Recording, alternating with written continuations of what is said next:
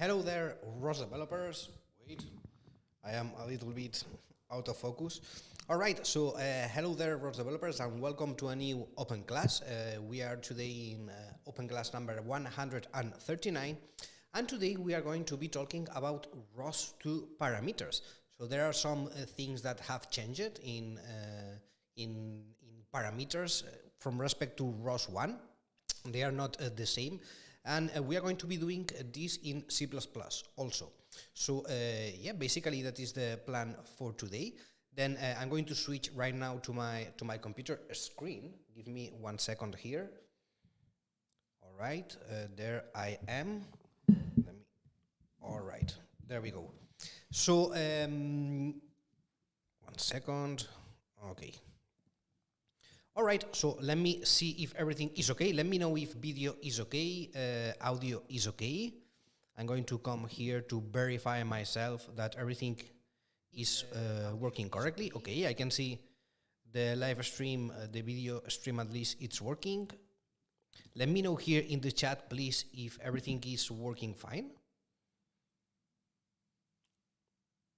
I'm going to, in fact, move a little bit the camera because I think it has moved. Give me one second.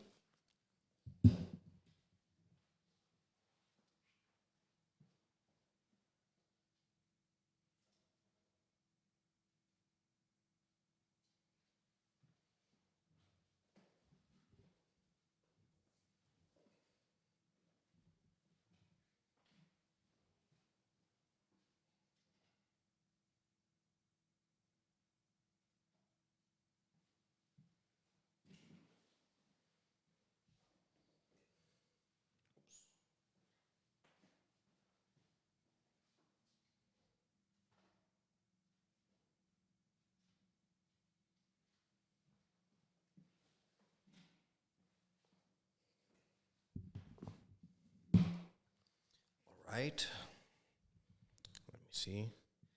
Yeah, still a bit weird. I don't know what's going on with the camera.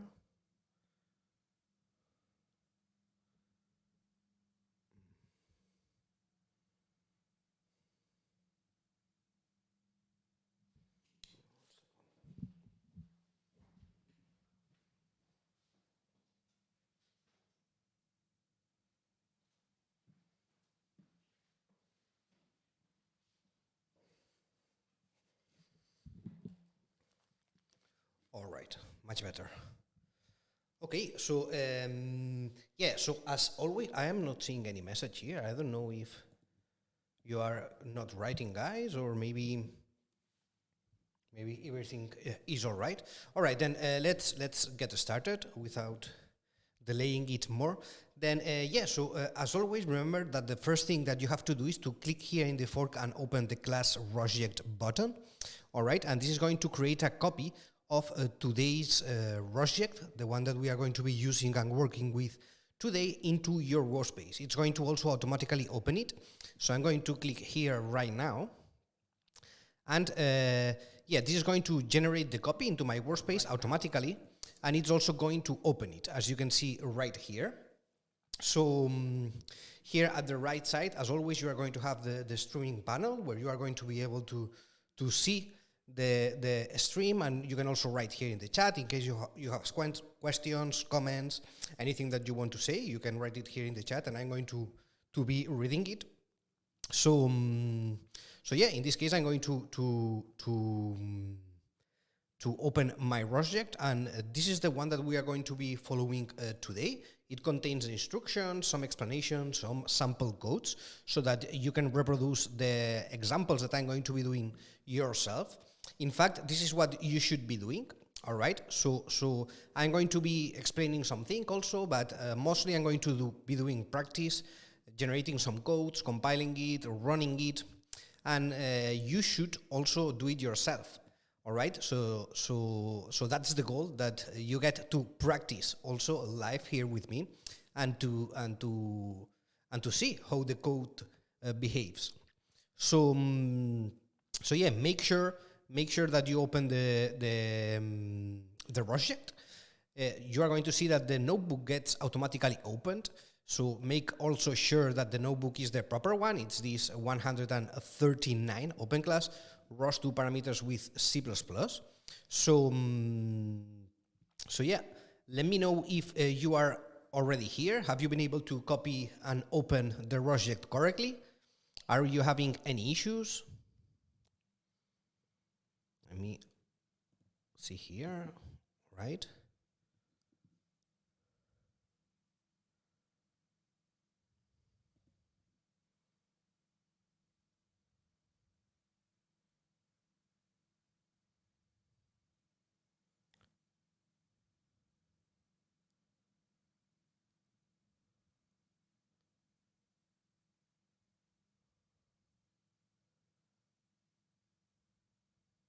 Right.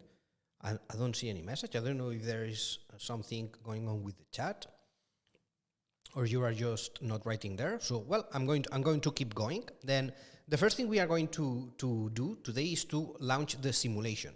All right. So here you have the commands to do so. Then let me open here my web shell.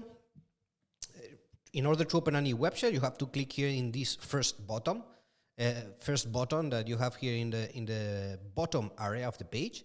It says web shell. This is going to open a brand new terminal like this one, where you can type any kind of Unix command. Then in this case, we are going to copy. You can write it if you want, but I suggest that you just copy and paste it from the notebook into the terminal. So first command is going to be this one. We are going to source the proper workspace, which is simulation to workspace. And then I'm going to run this script, which is going to start my simulation. Let's see.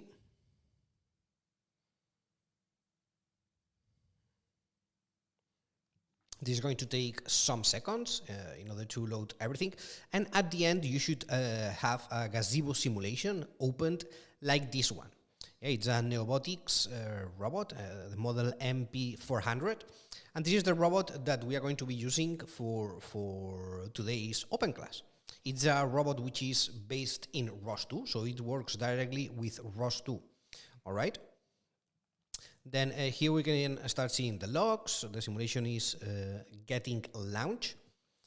So this is an important step also. You need to have the simulation up and running so that you can properly test all the examples that we are going to be doing today, all right? If you have issues here with loading the simulation, let me know so that we can have them fixed. All right.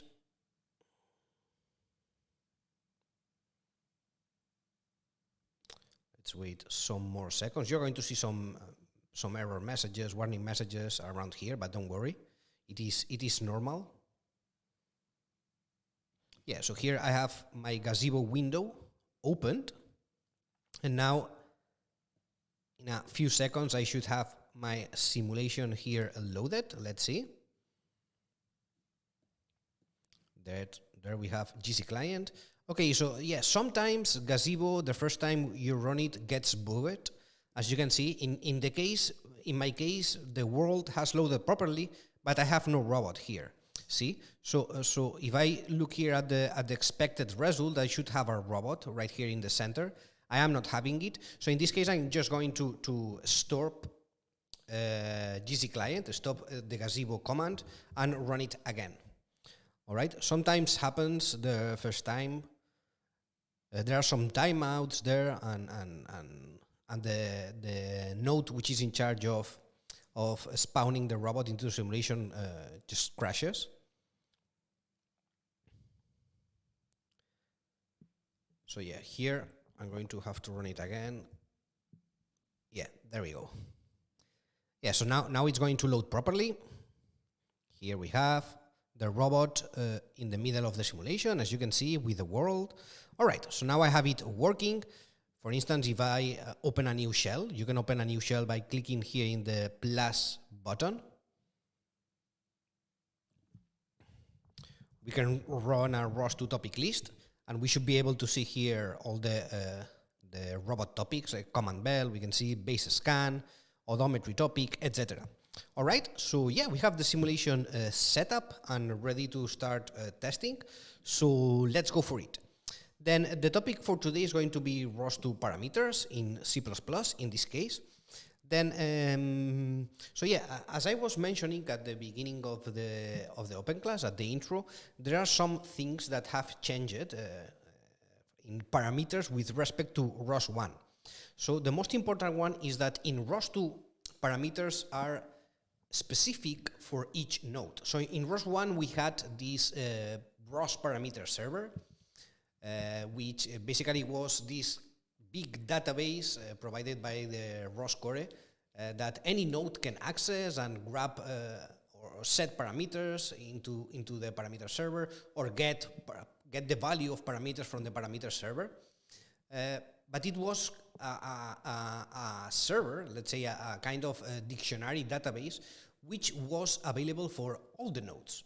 So in ROS2, as you might already know, we don't have roscore. So we don't either have this concept of parameter server, which is a database where we can store their parameters and then access them whenever we want. We don't have this.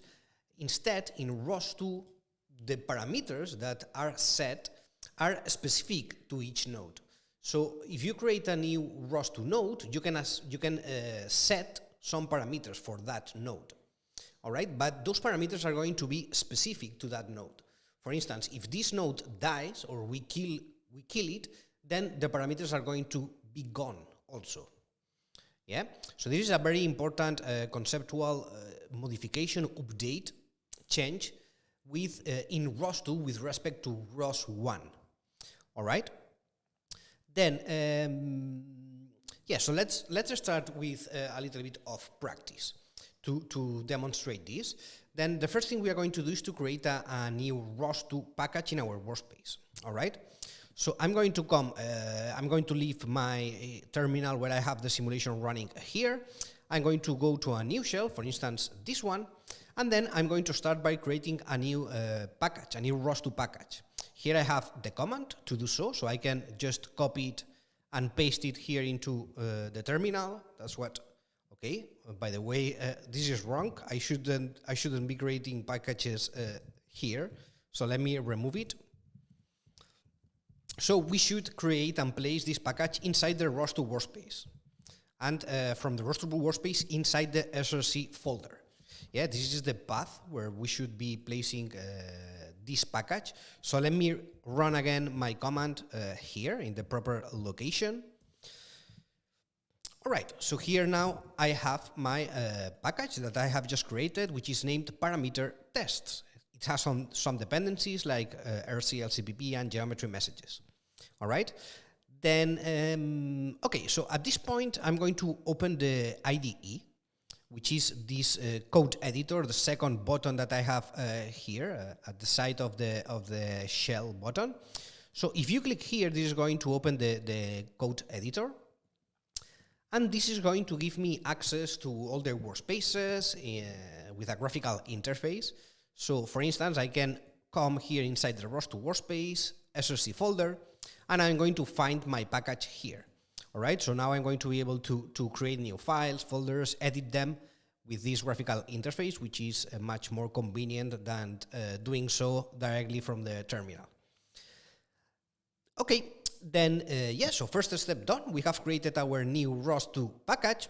Then the next thing is to create our node. So we are going to create a new C++ script, which we are going to name like this, parameter tests node.cpp. So we are going to create this script here. Oh, by the way, yeah, so here, if you see the structure of this message, this is a Python package, okay? So actually, this is wrong, okay? So I'm going to remove here the package, parameter tests, and if we have a look at the structure of the package, we are going to see, for instance, here that in the build type, this is set to amend Python, okay? So this is going to create a Python package, let's say.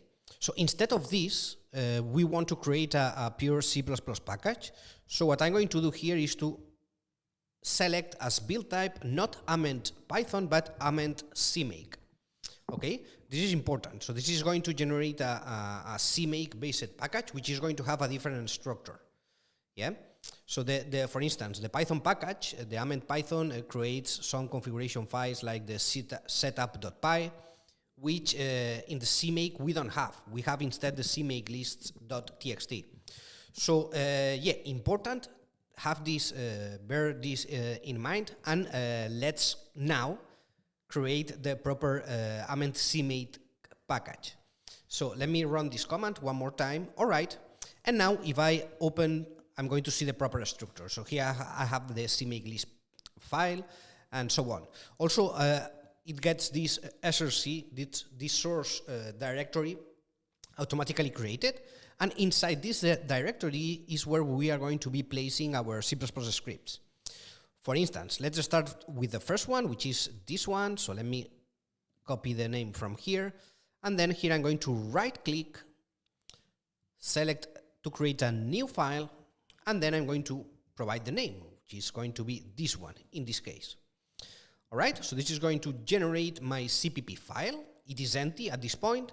So the next step is to add code to my empty file. Here, right below, you have the code that you should add to your CPP script. So let's just get it from here, select it, copy it again, and paste it into the script. All right.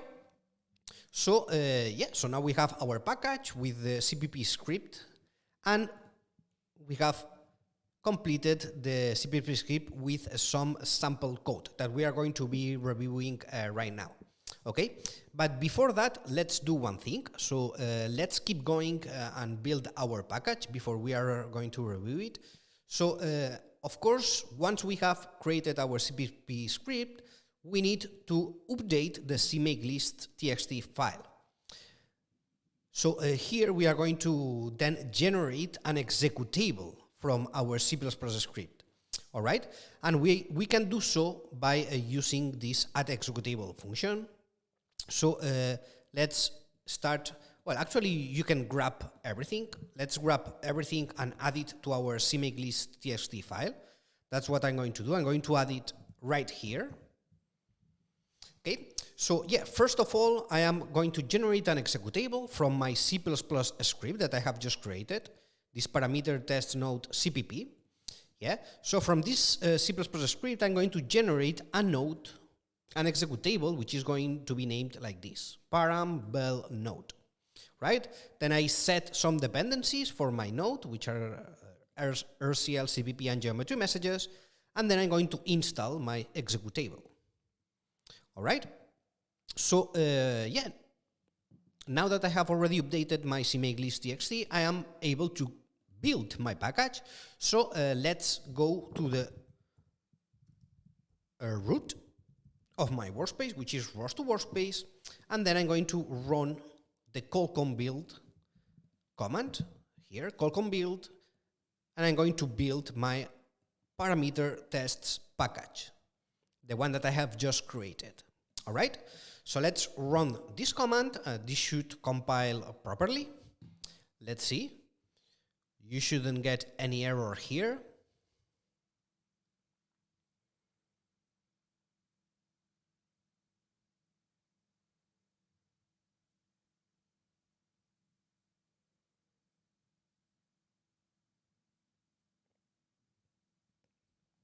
There it goes, 50%.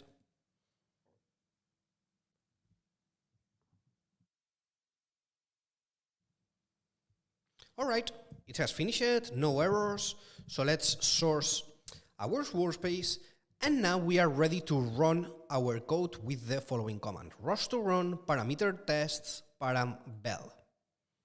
Okay, actually, I think there is something missing here. So if we run this command, probably this is going to give an error. Let me try.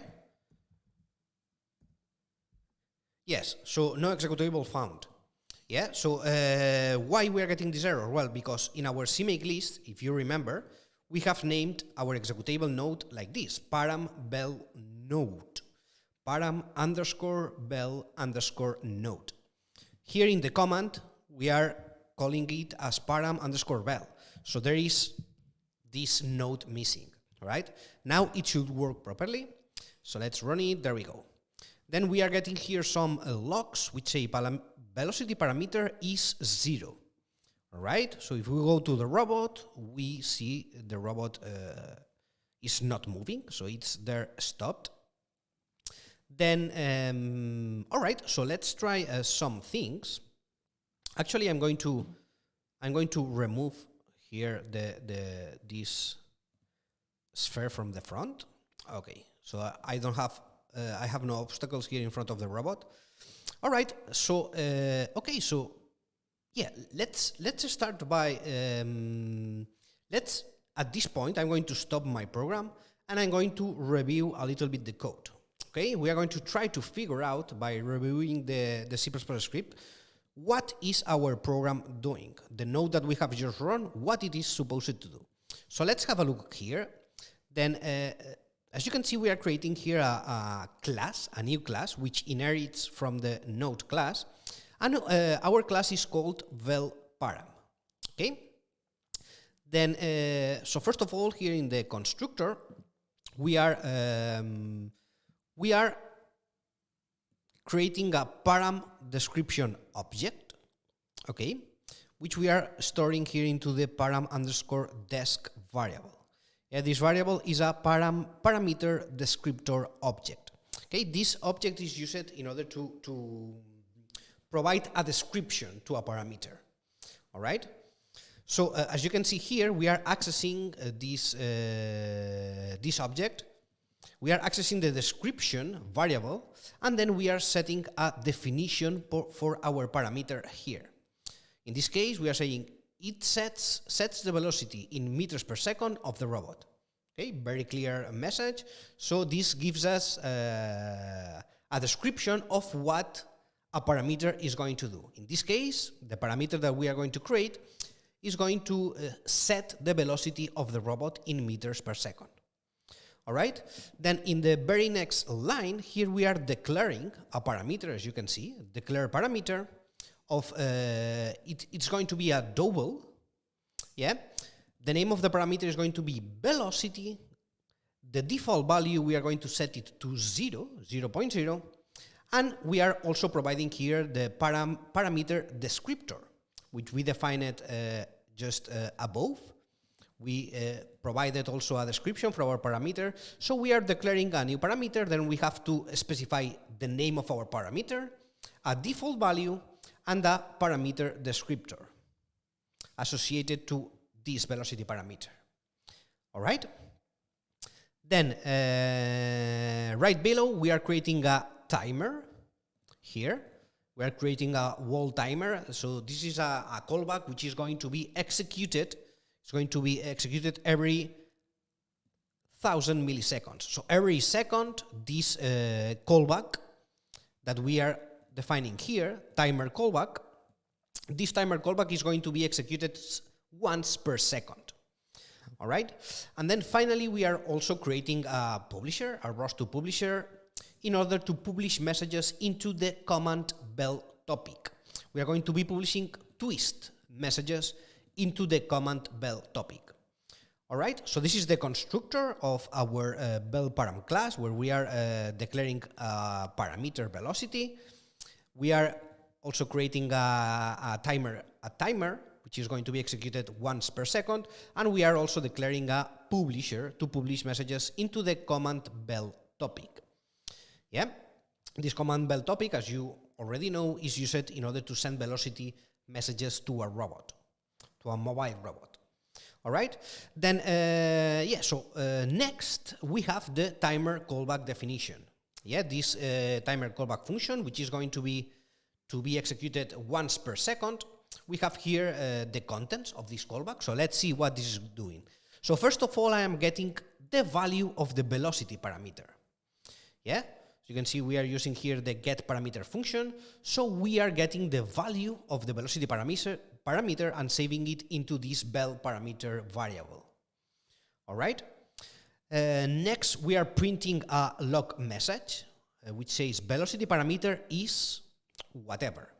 Okay, so this is the log message that we were seeing here in the terminal, right? Velocity parameter is 0. So this line is the one that is generating this log message. Then right below, we are creating a twist message, as you can see. Then we are assigning to the linear x component of this twist message, we are assigning the value of the parameter. This bell parameter variable, which contains the value of the velocity parameter. So we are getting this value, and we are assigning this value to the twist message. And then finally, we are publishing this message, which contains the velocity set by the parameter. We are publishing this message into the command bell topic using our publisher. Yeah, the publisher that we created in our constructor. All right. Finally, we have just some declarations of the bell parameter, the timer, and the publisher. Here, we are declaring them as private in our class. And finally, we have our main function, where basically we are going to initialize our node. We are going to spin our node. Okay, we are going to keep spinning until somebody kills the node. Yeah? Makes sense, more or less? I think it's more or less simple to understand the structure of the code. So basically what this node is doing is, so this node is declaring a parameter named velocity, and then it's constantly reading the value of this parameter, and it's going to assign the value of this velocity parameter into the linear x component of the twist message. So, for instance, if I leave this parameter to 0, the robot is not going to move, right? But if I update and change this parameter to 1, for instance, then the robot is going to start moving at a velocity of 1 meters per second. Yeah? Then, all right, so let's keep going. Then now that we know the content of our code and the expected behavior, let's run again our program. And now we are going to interact a little bit with it. So first of all, we are going to interact with it from the command line tools. Then the first command that we can try is this ROS2 param list. So let me open here a third terminal. And here I can run this ROS2 param list command, and this is going to provide me a list with all the parameters. All right. So if I scroll here, I'm going to find right here my param bell node. Yeah. So here I have a list with all the different nodes that are currently running. Here I have the param bell node, which is my node. Yeah, it's the name that I have given to my node, param bell node. And my param bell node has the following parameters. It has some QoS related parameters. We are going to ignore these ones. Also the using time. These two, using time and QoS overrides, are created for all the nodes, as you can see. Yeah, all the nodes automatically, when you launch a node, this node is going to have these parameters. Then besides these ones that are created automatically, we also have this velocity parameter, which is the one that we are declaring in our node, right? Right here. Okay, then let's try to get more information about this specific parameter, which is the one we are interested in right now. So for this, for instance, we can get information of this specific parameter like this. So, well, first of all, we can specify the... so we have the ROS2 param list, which is going to give me a list of all the nodes and all the parameters associated to each node. Yeah. So as you can see, we have here a list of nodes, and then each node has its own parameters. Yeah. So parameters are not common to all the nodes. Each node has its own parameters. Then, yeah, so we can, for instance, we can list here, instead of getting a full list, we can list only the parameters related to my node, which is param node. Then if I can get all the information about my specific node, so then I'm going to get a list of the parameters associated to my node.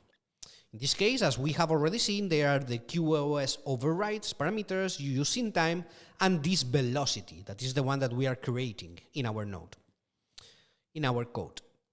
All right? Also, we can get specific information about this velocity parameter, of course. So we can, for this, use, for instance, the ROS2 param describe topic, command line. So ROS2 param describe, then we set the name of the node and the name of the parameter that we are interested in. If we run this command, we are going to get data about this velocity parameter. So we can see the type, which is a double. We can see also the description, which says sets the velocity in meters per second of the robot.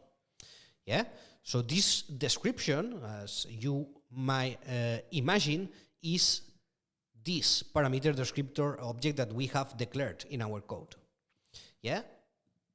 Also, we can see here that our velocity parameter is a double, right? And we have some constraints also that we can define. In this case, we are not going to cover them. But yeah, so now I can get more information and get a better idea of what this parameter is for. All right. Now, can I change? How can I change the value of this parameter? Well, there are different ways in how to change it. Now we are going to see how to do it from the command line. So first of all, we can get the value of our parameter. So for this, we have to use the ROS2 param get command. ROS2 param get, we specify the name of the node and the name of the parameter. And this is going to give us the current value of the velocity parameter. So the value right now is 0, right? That's why the robot is still, it's not moving. Okay. Now we can also set the value of a parameter with the ROS2 param set command line. So let's try this here. Let me put the simulation here somewhere where we can see it. Then we can run this command as well. ROS2 param set instead of get, set name of the node, name of the parameter, and value that we want to set. So in this case, we are going to set the velocity parameter to 0.1. So what should happen if I do this? Well, what should happen is that the new updated value is going to be provided here to the timer callback function. Because here I am going to be running this get parameter once per second. So I'm going to get the new updated value, which is going to be 0.1. And then this 0.1 is going to be set as the linear x velocity. And this message is going to be published into the command bell topic. So the robot should start moving, right? In this case, at a velocity of 0.1 meters per second. So let's run this command, ROS2 param set param bell node velocity 0.1, and let's see what happens. Set parameter was successful. We can also see our robot starts moving forward. And in fact, if we go to our where we are running our node, we are going to see here that velocity parameter is 0.1. All right? So now, if I want to stop my robot again, I'm going to set this parameter to 0, right? So if I do this, this should stop the robot. There it goes. And now the velocity parameter is 0 again. Okay? So now it's very clear what our script is doing. Yeah? So basically it's generating this parameter which allows to control or set the velocity of our robot. Yeah? All right. So let's keep going. Okay. Then, yeah, before going to the parameter callbacks, which is the final part, I want to just comment that this is a way of creating and setting a parameter. There are many others. We can declare a parameter directly from the launch file, which is very often done like this, okay? Now we can also set parameters from YAML files instead of doing it here from the command line. So parameters provide many options, okay? Here we are just showing how to create a parameter, how to declare a parameter from a node in a simple C++ script, okay? Because we wanted to focus this open class in C++ also. So we are doing this. We are declaring this parameter and for a node using C++ code. All right. Then yeah. So let's keep going. Of course, we don't have time to cover everything, but yeah. Then let me at this point stop my program. So next thing we are going to be checking is this parameter callbacks. Okay, so when you change a parameter like this with ROS set, for instance, like we have been doing, not here but here. So when we change a parameter, for instance, when we update it, some events get triggered. Yeah, so parameters have callbacks associated. For instance, when I update a parameter, a callback function is called, is triggered. Yeah? Then we can customize these callbacks that are triggered upon certain events related to parameters. We can customize it in order to do what we want. So this is what we are going to be doing in the next example code, which is very interesting. So we are going to start by creating a new C++ script here in the same source folder. So we are going to name it, in this case, parameter tests callback.cpp. So let me create the new file right here. And then again, I'm going to grab the code. I'm going to copy the code directly here from the notebook. And I'm going to paste it here. Okay. So yeah. So now, before anything else, let's have a look at this script. So basically, it's the same structure, but with some changes. Okay, we are going to see right now. So we have this bell param class, which, as you can see, inherits also from Node. So we are declaring a class like we were doing right here. Then here we have a callback function. So for now, let's ignore this first callback, this parameters callback, and let's move down. Okay, we will go back to there in a moment. Then let's come here to the constructor of our class, which, as you can see, it's very similar to the other one, right? So we are declaring a parameter. Here we are doing it more simple. Okay, we are not adding a parameter descriptor and everything we were doing here. So here we are. So yeah, the parameter descriptor is optional. Okay, it's not mandatory to create it. This is optional. It's up to you. However, it's often useful because you can provide some information of this parameter. What is this parameter for, right? But it's optional. Then here in this second code, we are not declaring a parameter descriptor, so we are just directly declaring the velocity parameter and setting a default value. Okay. We are again creating a timer, okay, same as we had in the other code. We are declaring also a publisher for the command bell topic, same as we had in the other code. And here comes the new part. So here we are using this function, this method, add on set parameters callback, okay? So this method allows me to create my own parameters callback, and as you can see, it says on set. Okay, what does this mean? This means that when somebody sets this velocity parameter, this callback, the callback that I provide here, is going to be triggered. In this case, as you can see, the callback that I am providing here is this parameters callback. All right? So basically what I am saying is, hey, whenever somebody sets this velocity parameter, then an onset event is going to be triggered, and then this parameters callback function is going to be called. Okay? Then you have other options here.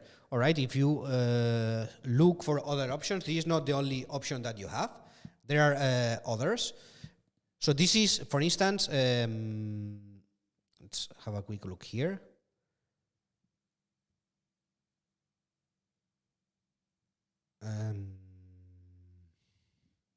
Okay, I'm not going to look here, but right now you can check it later if you are interested in knowing more about this. Okay, but yeah, basically here I am just setting a callback function to be called when somebody sets the parameter. Okay, but there are other events that can be triggered as well.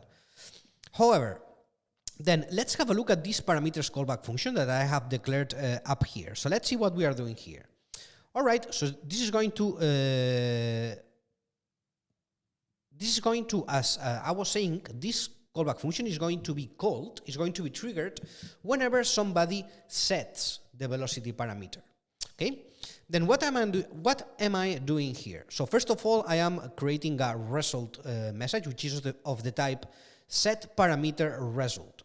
Okay, this type of message, this set parameter result, has two fields: successful, which is a boolean, which can be true or false, and a reason, which is a string. Okay, and a string to provide the reason of changing or not the parameter. Okay, then all right. Then this successful parameter is going to control if the parameter is going to be updated or not. If this successful value is set to false, then the parameter is not going to be updated. If this is set to true, then the parameter is going to be updated. Okay? So now by setting the parameter, for instance, from the command line, like we are doing here, we are not going to be directly setting the parameter, but before that, I'm going to go through this callback function. Okay? Then here I have a for loop, which is the main logic of my callback function. Then what am I doing here? I'm going to, as you can see, I am iterating over all the parameters. In this case, I only have one parameter, which is velocity. So I am going to check if the parameter is named velocity and the parameter value is higher than 0.2, then I'm going to print a message, a log message, saying parameter velocity not change. And I'm going to set the variable reason from my set parameter result. I'm going to set the reason string to parameter velocity cannot be higher than 0.2. So here I am providing the reason why I am not changing I am not updating the parameter value, right? And since I don't want to update the parameter value, then the successful variable, I'm not going to change it. I'm going to leave it to false. So if I leave this successful variable to false, then I'm not going to update the parameter. Okay? So basically, what I am doing here is to control that the parameter velocity doesn't have a value higher than 0.2. If somebody tries to set a value higher than 0.2, then I'm not going to allow the parameter to be updated. All right?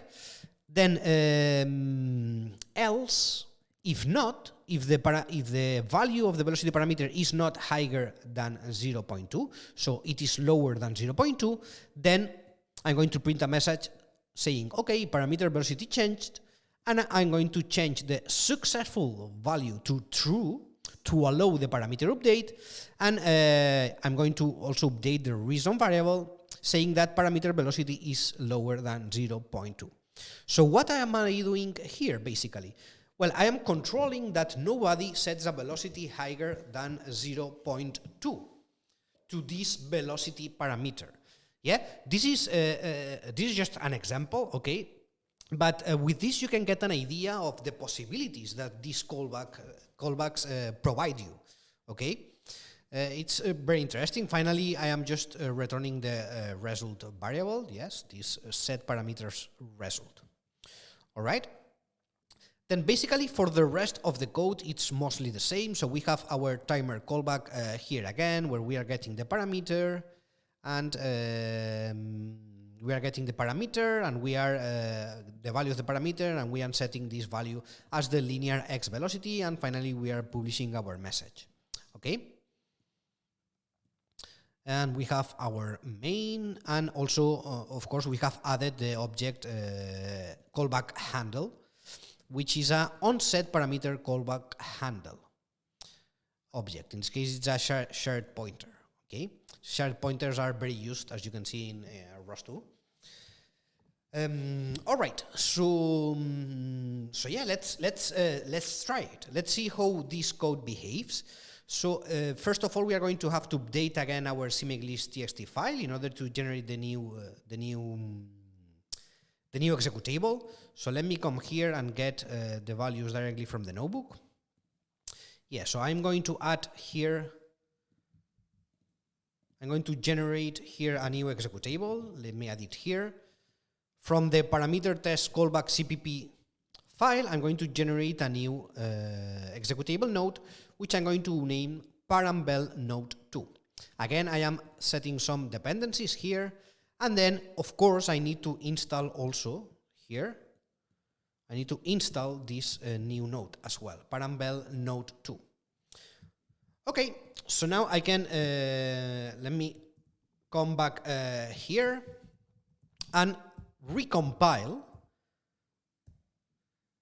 my package so that I get the new node generated. Let's see. There we go. And now I can run my new node with the following command: ROS2 run parameter test parambel node2. All right, so let me set up again the simulation here, and let me run my new node. Okay, so I start getting this log message that says that the velocity parameter is 0. So the robot is stopped. Yeah. So what happens now if I set the velocity to 0.1?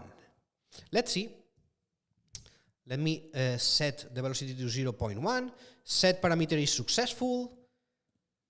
The log message is updated, indicating that the velocity parameter is 0.1, and the robot, of course, has started moving forward. Let me actually remove this thing so that the robot can keep moving forward. Okay. So, no issues so far. Then, what happens, however, what happens if I try to set a velocity of 0.3, let's say? What is going to happen? Let's see. Okay, now I get the following message: setting parameter failed. Parameter velocity cannot be higher than 0.2. So it has not been updated. Also, here the log message has not changed. Velocity parameter is 0.1. So what is happening here? Well, I have triggered a set event on my parameter. Therefore, my callback function has been called. This parameters callback function, parameters callback function has been called, and then I have gone through these four, and since I have tried to set a value which is higher than 0.2, I have tried to set 0.3. Since this value is higher than 0.2, then I have been blocked of updating the parameter. Okay? Yeah, makes sense. So now if I try to set it again to 0, 0.0, now it's going to work, of course, because 0 is lower than 0.2, right? So no problem here. I am able to update my parameter. But if I try 0.25, for instance, which is higher than 0.2, if I try this value, I'm going to get blocked by my callback. Yeah, setting parameter failed. Parameter velocity cannot be higher than 0.2. All right. So yeah, very interesting code and these callbacks that the parameters provide, which allow you to tune a lot your nodes and how you handle and how to manage your parameters. Okay, very interesting subject. There are many things to talk about. However, in these open classes we have limited time, but yeah, you can keep investigating further on your own. You can try to change this code and set a different logic here, try different things. So yeah, as I always say, you are going to have this rosject in your workspace forever, so you can open it tomorrow, next week, next month, and keep practicing with it. So yeah, in my case, I'm going to leave it here already. We have reached the end of the notebook and of today's class. So before closing, I just want to remind you that I have added here at the end of the notebook some information on our next ROS2 NAV2 online training, where we are going to be talking much more about ROS2 parameters, but not only parameters, but many other things related to navigation too, like SLAM, path planning with obstacle avoidance, behavior trees, controllers, etc. So you can have a look at the information, at the data for this workshop here in the link. And yeah, just have a look. It's going to be super interesting. We are going to have also Steve Masensky with us for a Q&A session, which is super cool. Steve is the leader of the Navigation 2 project.